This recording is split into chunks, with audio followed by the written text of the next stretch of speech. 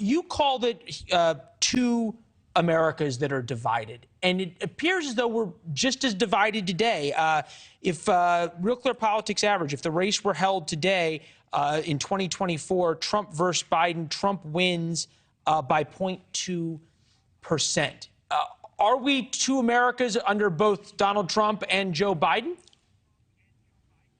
We are two Americas. And in interviews with Trump, Robert Costa, who was in on the first one in 2016 when Trump was only a candidate, asked about when Trump is going to coalition build, because that's what a president or that's what a candidate in one party needs to do. And Trump insists, well, I'll do that when I win.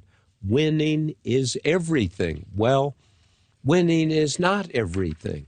A president has to bring the party together, has to bring the country together, or make an effort to do that. And my friends from the New York Times, Peter Baker and his wife, Susan Glasser, in their book, which is called The Divider, and provide all kinds of evidence that Trump, instead of coalition building or trying to bring the country together, he does things to divide it. So how, if that's the standard, and I ask this honestly, how is that any different than what Joe Biden is doing when he calls Republican extremists and ultra MAGA and the like? If we're just as divided under President Trump and that was bad, how are we being just as divided under President Biden and that's not the same indictment? Well, as you listen to what Biden says, he will talk about my friends in Congress, the Republicans.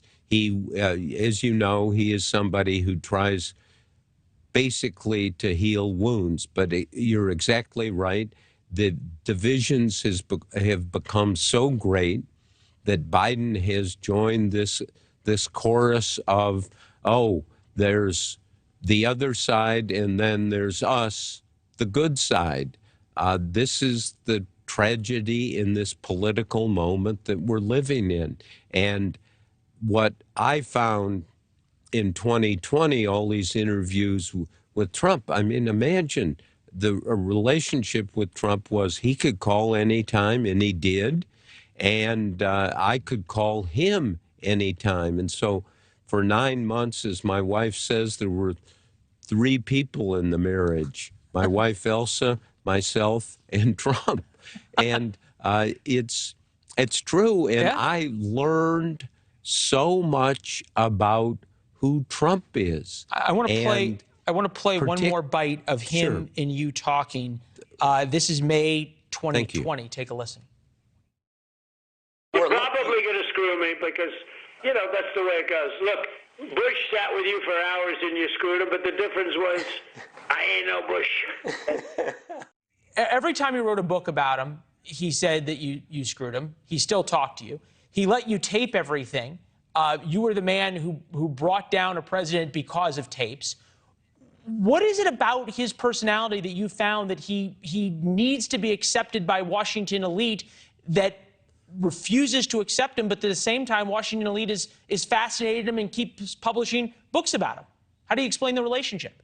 Well, I think Senator Lindsey Graham from South Carolina, one of Trump's closest supporters, convinced Trump that I would not put words in his mouth, and I did not. In fact, after the book Rage, which has some of these audios and certainly literally 90 pages of verbatims from these interviews, so it wasn't something that was hidden, it was out in the open. But when it becomes Trump's voice, there's a transformation that takes place, and you see what he's doing, you see how he's locked into himself, and you know, what you do as a reporter is put it out, and here are my judgments, and he's acknowledged it is his voice. Yes, he did.